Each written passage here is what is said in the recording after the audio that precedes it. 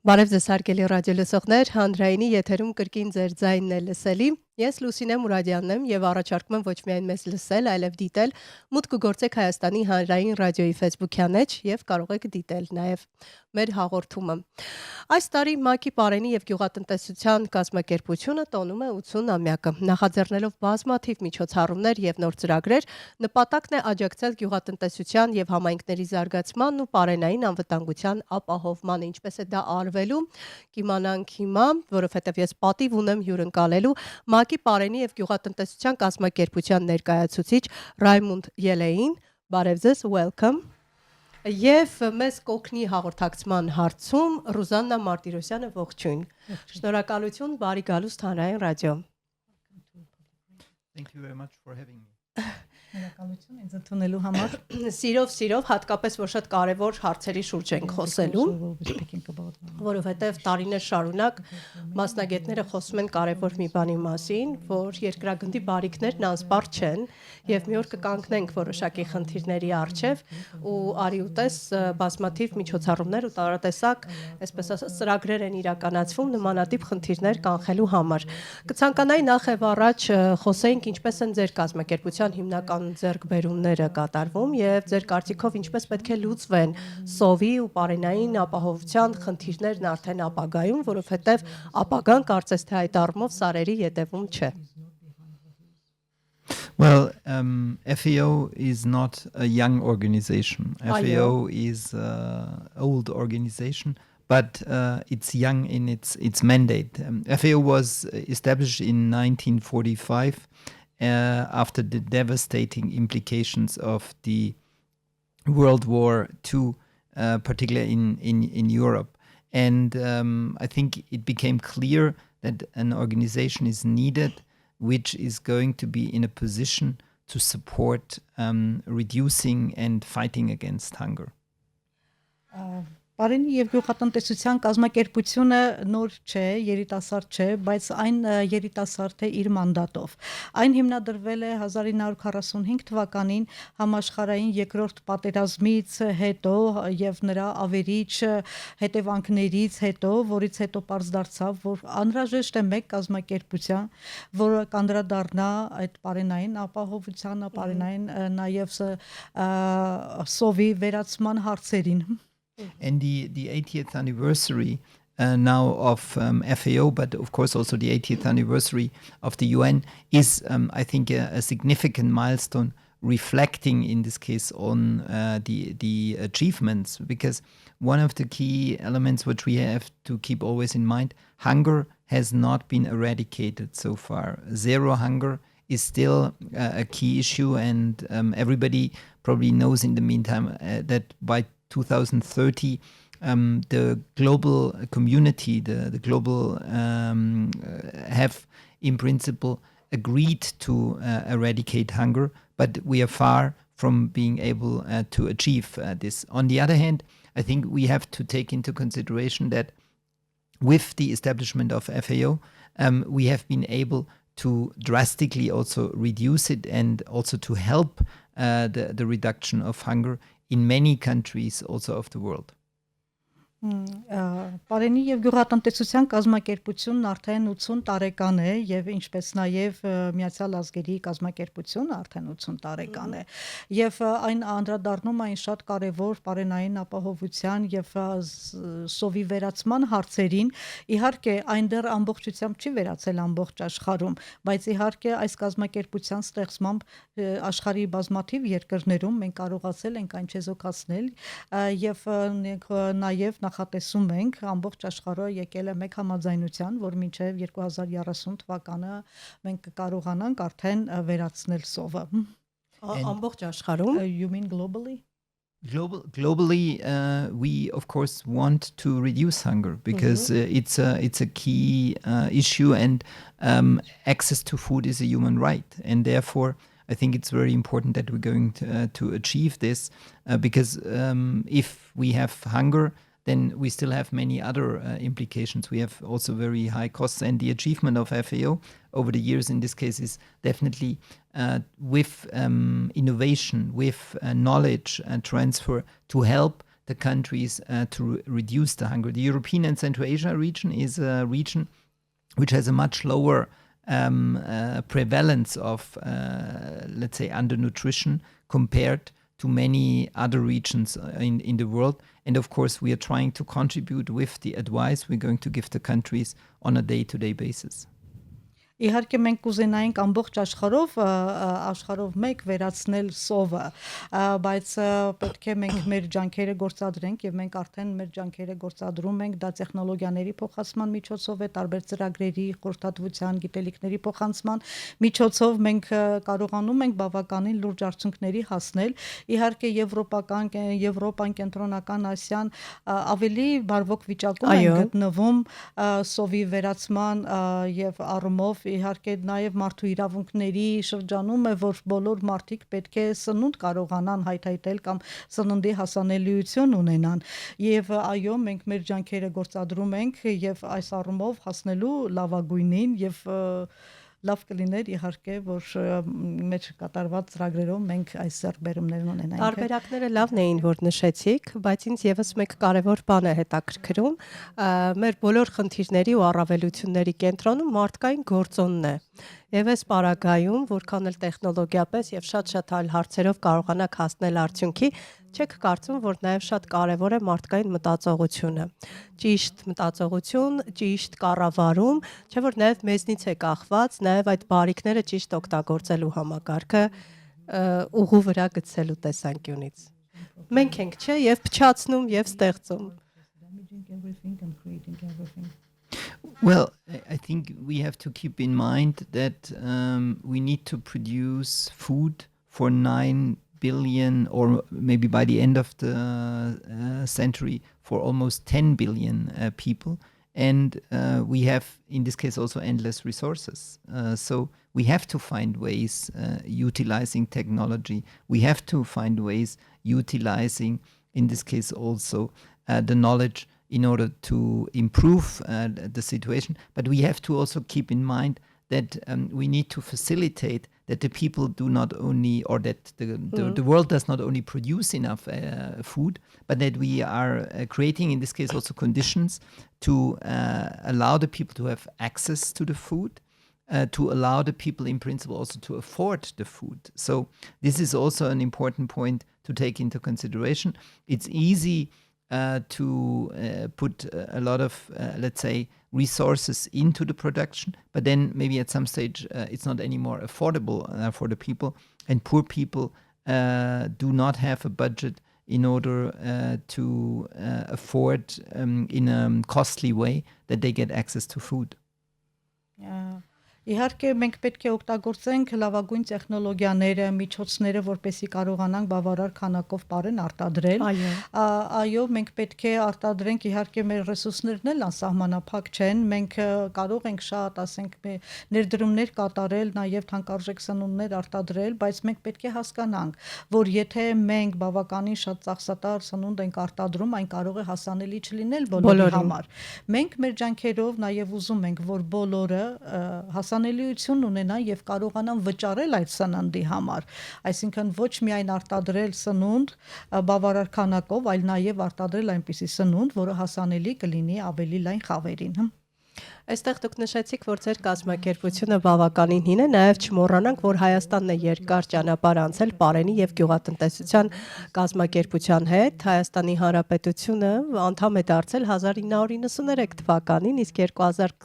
2004-ին արդեն Հայաստանում հիմնադրվել է պարենի եւ գյուղատնտեսության կազմակերպության ներկայացուցչությունը։ Կազմակերպությունը Հայաստանում գիտենք, որ իրականացրել է բազմաթիվ ծրագրեր եւ հետազոտական նախաձեռնություններ, կարող ենք առանձնացնել որոշ առանցքային ծրագրեր եւ ներկայացնել երկրում կազմակերպության աշխատանքի ներկայիս ուղղությունները, ինչ ուղղություններ եք որդեգրել։ Well, of course, taking into consideration that indeed Armenia is a member since a long time with FAO, and we have also established an office. There is, I would say, not one, let's say, single project which is standing out in this context, because what I think is important is that we are constantly providing support to a process to make the agriculture in Armenia more sustainable, to make it more productive, and to make it, in this case, also more competitive. Of course, the Ministry of Agriculture in the past, or the Ministry of Economy, currently is a key important partner in our support, because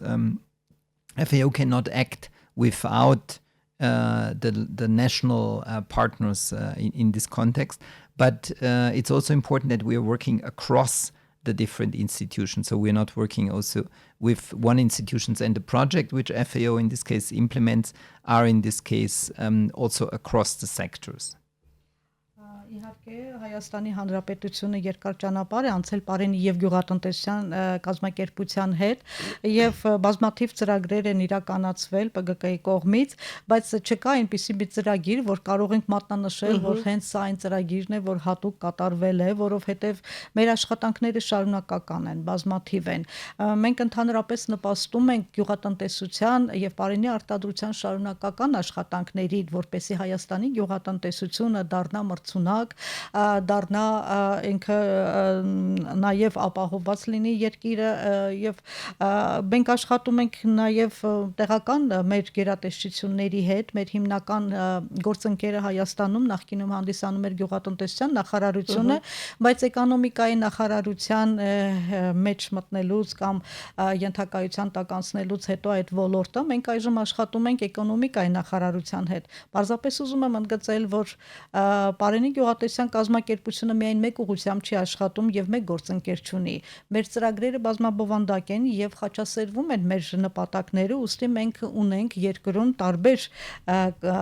կառույցների հետ աշխատելու փորձ։ Այստեղ ինձ շատ հետաքրքիր է նաև տարբեր երկրների հետ աշխատելով հաշվի պիտի առնենք նաև երկրի լանդշաֆտային, եղանակային պայմաններ, շատ ու շատ այլ հարցեր, որոնք բնորոշ են ամեն երկրին։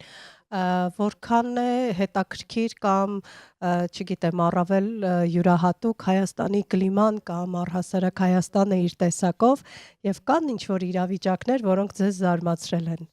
կամ հիացրել։ Լավ բաներից եմ ուզում նաև խոսենք։ Well, of course, in this case, what is to admire in terms of Armenia is, if you like wine, is of course the wine. Yes. And Armenia has excellent products in this case. And in fact, this is probably also an area which I would like to mention, how we are able to support, probably also with small interventions, large, let's say, implications. I mean, we are working on agriculture, we work in fisheries, we work in forestry, we're working on climate change. But for example, we have done some years ago a project which supported genetic resources in the area of wine, and collecting in this case also the 350 wild genetic resource species of rootstocks of wine is something where with very little money you can have a lot of influence in order to support the wine production, in this case also of Armenia and of the country. So this is definitely an important area which contributes to the culture of the country, which contributes in this case also to the attractiveness in this case also of the country. And we hope that these kind of support is going to be helpful in order to support the development of the agri-food systems in the country. Իհարկե ես հիացած եմ գինիով, եթե դու գինի սիրում եք, ուզում եմ դա նշել։ Մենք աջակցություն ենք տրամադրում, ասենք, տարբեր ոլորտներում, օրինակ փոքր միջամտություններով այնպիսի ծրագրեր ենք իրականացնում, որոնք ավելի մեծ ազդեցություններ ունեն։ Մենք ծրագրեր ունենք գյուղատնտեսության ոլորտում, անտառտնտեսության, ձկնաբուծության ոլորտում, ունենք նաև կլիմայի փոփոխության ոլորտում ծրագրեր իրականացվող։ Ուզում եմ մատնանշել մեկ կարևոր ծրագիր, ծրագիր, դա խաղողի գենետիկ ռեսուրսների հավաքածուներ, որը հիմնադրվեց Հայաստանում, դա 350 հայկական տեսակների եւ մշակովի եւ վայրի տեսակների հավաքածուն է, դա շատ մեծ ազդեցություն ունի գինեգործության վրա եւ նաեւ այն մշակույթի շարունակականության վրա, որն արդեն ձևավորվել է Հայաստանում։ Իհարկե նման, ասենք, միջամտությունների շնորհիվ մենք կարողանում ենք խթան հանդիսանալ տվյալ ոլորտների զարգացման համար։ Կարող ենք ասել, որ այս ոլորտներում ձեր ներգրավվածությունը եւս նպաստել է, որպեսզի տեղական համայնքային զարգացումը, քանի որ կենսական նշանակություն ունի կայան համայնքներ կառուցելու համար, այս առումով ավելի կայունացել են մեր համայնքները եւ այդպես կշարունակենք։ Well, agriculture can be only happening at the local level. So good production, successful production, successful linking farmers, in this case also to market, requires local support. So FAO has been working in the last couple of years on a project financed by the European Union, supporting the establishment of local action groups in order to facilitate knowledge transfer to local communities, but at the same time to empower, in this case also, farmers and the local community stronger in supporting and in facilitating also their own development. I think we realize over time that guiding and providing support to actors requires very much that they are empowered and they own, in this case, also the process. And the local development initiatives of FAO in this context are very strongly targeted to that one, to use the knowledge of the local population and to transfer this knowledge into development initiatives, to use, in this case, also local cultural heritage, which is a very important element also in the Armenian framework for supporting agritourism. You have, it's a beautiful country with a lot of cultural elements, and utilizing the local knowledge, utilizing the cultural knowledge in this case will be very important. Այո, գյուղատնտեսությունը առանց գյուղացիների կամ առանց հողագործների չի կարող տեղի ունենալ, եւ դա այն աշխատանքն է, որը կատարվում է հենց տեղական մակարդակով։ Այսինքն մեր աշխատանքները հիմնականում աշխատարվում են հենց տեղում գյուղացիների հետ։ Մենք նաեւ ունենք Եվրոմիության կողմից ֆինանսավորվող գյուղացիների կամ համայնքների զորեղացման ծրագիր, որտեղ մենք գիտելիքներ ենք փոխանցում, ստեղծում ենք տեղական ակտիվ խմբեր եւ ուզում ենք, որ մեր կատարվող գիտելիքների փոխանցման միջոցով ավելի զորեղացվեն այդ տեղական համայնքները եւ տեղական համայնքները տեղական գյուղացիների կամ տեղական բնակչության հետ համատեղ կարողանան իրենց այդ գիտելիքները, իրենց այդ հզորությունը կամ իրենց այդ մշակութային ժառանգությունը օգտագործելով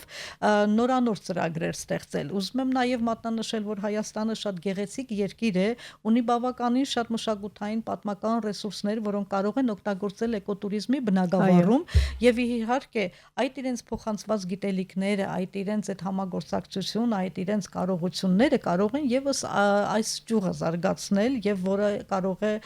մշտական եւ կայուն եկամուտներ ապահովել տեղի բնակիչների համար։ Գեղեցիկ խոսք, որ մեր տատիկներն էին ասում, հայերը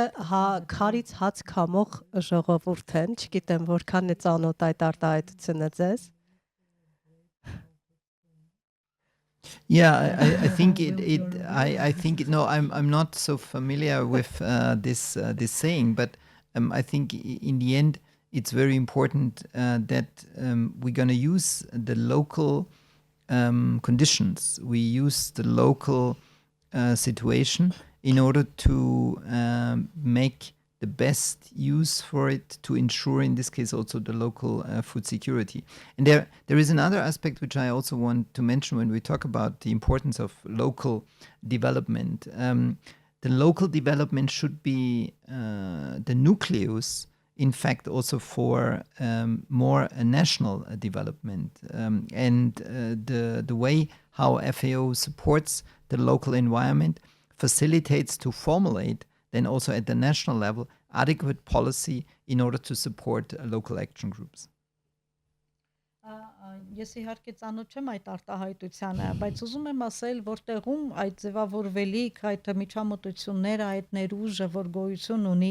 եւ նաեւ օգտագործելով արկա միջոցները, արկա հնարավորությունները, պետք է որպես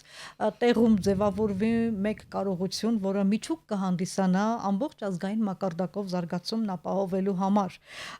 Այո, եւ կարծում եմ, որ եթե հետագայում էլ ազգային քաղաքականություններ մշակվեն, այդ տեղում ձևավորված այդ միջուկը կարող է հետագայում ընդլայնվել, ընդարձակվել եւ ազգային մակարդակով զարգացում ապահովել։ Այստեղ ուզում եմ նաև անդրադառնալ փախստականների խնդրին, որովհետև դա խնդիր է ամբողջ աշխարհով մեկ։ Պարենի եւ գյուղատնտեսության կազմակերպությունն առաջին կազմակերպություններից էր, որ նախաձեռնեց փախստականների աջակցության նախաձեռնությունի արձագանք ստեղծված արտակարգ իրավիճակի։ Կարող եք ներկայացնել այդ նախաձեռնությունը, դրա հիմնական նպատակներն ու արդյունքները։ I think in terms of the support to the refugees from Nagorno-Karabakh, we can in principle, let's say, identify two streams how we are in this case also supported. Of course, the immediate support to the people is something very important, and we have very much focused also on the Tavush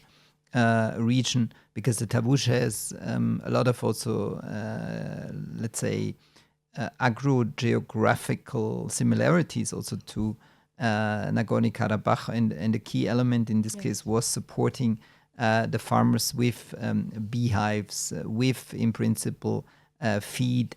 supporting in this case the refugees with in the context also of greenhouses, so that they are immediately able to restore or to start in this case production, and to secure in this case also their livelihood. But there is also a second area which I think is quite important, is because we need to create a sustainable future for the refugees, a sustainable environment in order to give them a longer term perspective. And FAO has also initiated a pilot project which is supporting to the refugees with land lease facilities in terms of setting up orchards, setting up also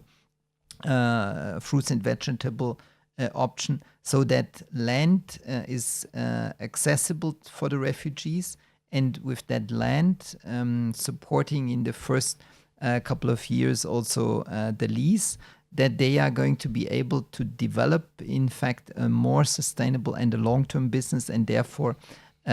securing in this case also their staying in the adequate areas and in the adequate villages. Այո, Պարենի եւ գյուղատնտեսության կազմակերպությունն այս առումով երկու ուղղությամբ է աշխատում։ Իհարկե շատ կարեւոր է, որ փախստականներին անմիջական սնունդ եւ աջակցություն տրամադրվի։ Այս առումով մենք հիմնականում աշխատում ենք Տավուշի մարզում գտնվող փախստականների կամ բռնի տեղահանված Արցախից տեղահանված բնակիչների հետ, եւ նրանք ստացել են օգնություն, ասենք, մեղվափետակների տեսքով, ջերմատներ են ստացել, նաև թռչուններ եւ թռչնակեր եւ այլն։ Նրանով այդ միջոցներով նրանք կարողանում են իրենց ամենօրյա կենսապահովման միջոցները ապահովել, բայց կա նաև մեկ այլ ուղղություն, որով Պարենի եւ գյուղատնտեսության կազմակերպությունն աշխատում է, դա նրանց մշտական կամ երկարաժամկետ աջակցությունն է, որովհետև այդ մարդիկ մեկ օր չէ, այլ պետք է երկարատև հիմունքներով կարողանան իրենց համար եւ իրենք արդեն կարողանան իրենց համար վաստակել, դա հողերի վարձակալության միջոցով, այսինքն որպեսի այդ բռնի տեղահանվածները իրենք հողին հասանելիություն ունենան։ Դա հիմնականում կատարվում է երկարաժամկետ հողի վարձակալության միջոցով, եւ այնտեղ հիմնականում այդ հողակտորներն օգտագործվում են խաղող կամ տուղը աճեցնելու, ինչը այսինքն հիմնում են այգիներ, եւ այդ այգիները կարող են նրանց երկարաժամկետ եկամուտներ ապահովել, այո։ Այստեղ հուսանք այդպես էլ կլինի, խնդրեմ։ I would like to, because I cannot hold back not to share this example with you. There is in the Baird community, there is an example which is quite important. We have 15 refugee households which we are supporting, and with the access to the land we have in this case also been able to give to them. They were able to produce now new grapes, new fruits, and some of them were also able to support then and to sell their products to the Baird branch of the Arad brandy factory. Որպես օրինակ ուզում եմ բերել Բերթի համայնքում բնակվող մեր Արցախից տեղահանված 15 ընտանիքներին ցուցաբերվող օգնությունը մենք կարողացել ենք նրանց հողի հասանելիություն ապահովել եւ այնտեղ նրանք պտուղ եւ խաղող են աճեցնում այդ պտուղը եւ խաղողը վաճառում են ինչպես տեղական շուկաներում այնպես էլ կարողացել են նրանք ապահովել ոչ